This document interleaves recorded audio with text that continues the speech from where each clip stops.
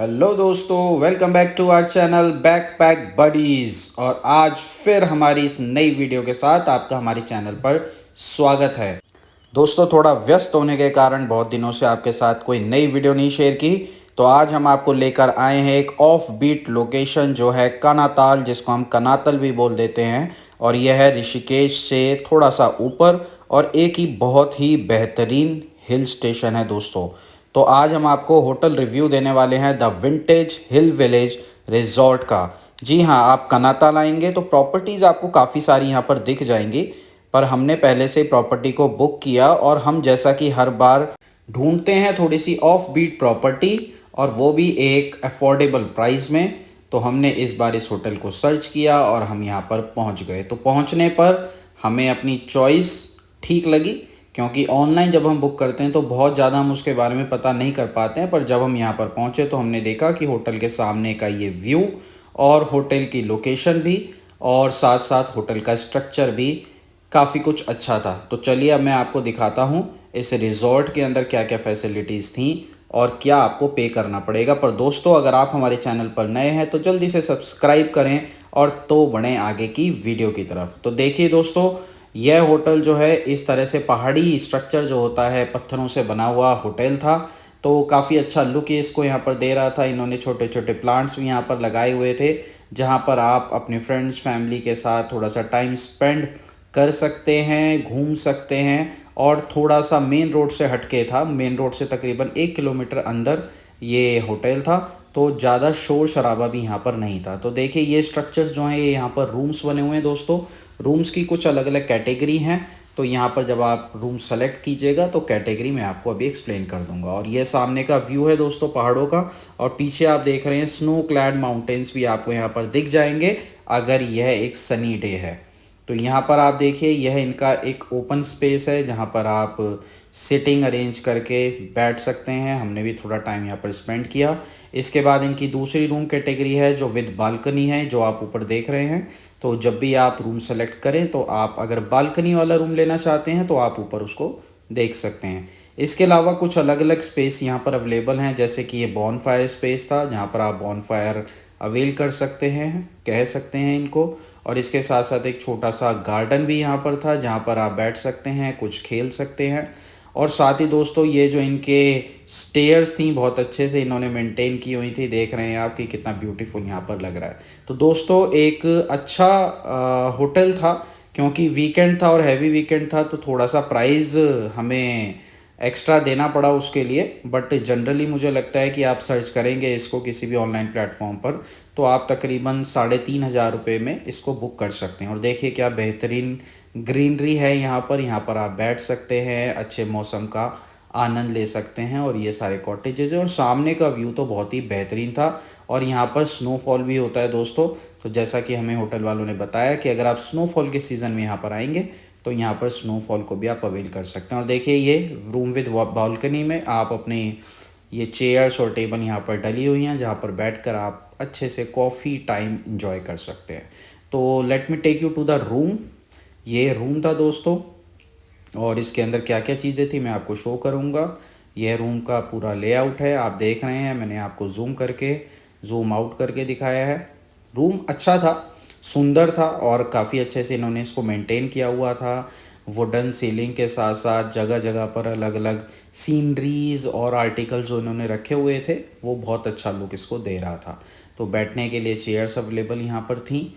और साथ ही आप देखेंगे तो इंटरकॉम, जो कि एक नॉर्मल चीज़ है। और साथ ही जो बेसिक चीज़ें हैं जैसे मस्किटो रेपेलेंट हुआ, तो काफ़ी अच्छे से इन्होंने इसको मेंटेन किया हुआ था। तो आप देख सकते हैं यहाँ पर वीडियो में कि क्या किस तरह का ये रूम है। क्योंकि बेसिकली हम यही चाहते हैं कि जब हम किसी वीडियो को देखें तो हमें ये अच्छे से पता लग जाए कि रूम कैसा मिलने वाला है, हाइजीनिक है या नहीं है, हमारी फैमिली के लिए सूटेबल है या नहीं है। तो ये है पूरा का पूरा रूम जो आपको यहाँ पर अवेलेबल होने वाला है। तो चलिए, रूम के बाद अब हम आपको ले चलते हैं वॉशरूम की तरफ, क्योंकि रूम के साथ साथ वॉशरूम भी उतना ही इम्पोर्टेंट होता है। तो देखिए दोस्तों, बेसिक फैसिलिटीज़ थी जो होती हैं, चाहे वो टी मेकर हो, चाहे वो एक एलईडी हो, ये सारी की सारी चीज़ें यहाँ पर भी इन्होंने आपको अवेलेबल कराई हैं। तो दोस्तों, मौसम की अगर बात करें तो मौसम बहुत ही बेहतरीन था। हम जब यहाँ पर आए, हम आए यहाँ पर अप्रैल के मंथ में, तो यहाँ पर बहुत अच्छा मौसम था और शाम के टाइम तो यहाँ पर इवन ठंडा था।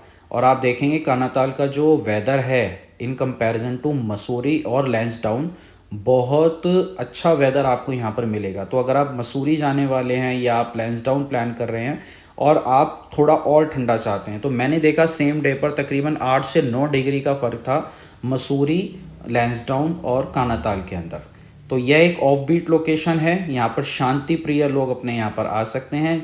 बहुत ज़्यादा हैपनिंग चीज़ें करने के लिए तो नहीं है, बट यस एक रिट्रीट आपको यहाँ पर ज़रूर मिलेगा। देखिए वॉशरूम था और अच्छा खासा स्पेशियस वॉशरूम था जिसमें आपको गीज़र फैसिलिटी और बाकी सभी चीज़ें यहाँ पर अवेलेबल थी। तो मैं दोस्तों आपको बता रहा था कि यहाँ पर कुछ थोड़े बहुत कैफ़ेज़ भी आपको मिल जाएंगे और मैं इस वीडियो के एंड में भी आपको एक कैफ़े की लोकेशन ज़रूर शेयर करूँगा। और इसके साथ साथ काफ़ी हाइट पर है, यहाँ पर माँ सरकंडा देवी का टेम्पल है और साथ ही यहाँ पर कुछ एडवेंचरस एक्टिविटीज़ भी हो रही हैं। जैसे यहाँ पर एक स्विंग भी बनाया गया है, तो वहाँ पर भी आप उसको एंजॉय कर सकते हैं। तो थोड़ा सा एडवेंचरस भी हो सकता है और उसके अलावा यह प्लेस जो है एक रिट्रीट के लिए बहुत अच्छा है। तो हम भी जब सुबह सोकर उठे तो सबसे पहला दिल यही किया कि इतने अच्छे मौसम को एंजॉय किया जाए कॉफ़ी के साथ। तो हमने इन वैली का आनंद लिया अपनी कॉफ़ी के साथ और उसके बाद टाइम हो गया था ब्रेकफास्ट का।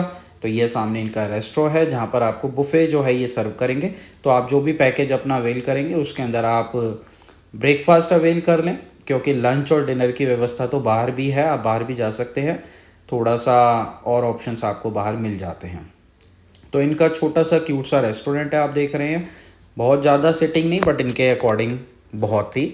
तो यहाँ पर आप तकरीबन 10-12 लोग आराम से, 15 लोग बैठकर, अगर आप ग्रुप में भी हैं तो यहाँ पर डिनर को, लंच को, ब्रेकफास्ट को एंजॉय कर सकते हैं और एक अच्छा व्यू आप यहाँ से ले सकते हैं। तो हमने यहाँ से ब्रेकफास्ट किया और उसके बाद हम निकल गए आगे रेडी होकर घूमने के लिए। तो इसको भी बहुत अच्छे से इन्होंने सजाया हुआ है, आप देखेंगे छोटे छोटे आर्टिकल्स, वॉश बेसिन जो था बहुत अच्छे से इन्होंने इसको डेकोरेट किया हुआ है। तो ओवरऑल मुझे अच्छा लगा, मेरा एक्सपीरियंस अच्छा रहा और जो इनकी हॉस्पिटैलिटी है वो बहुत अच्छी थी।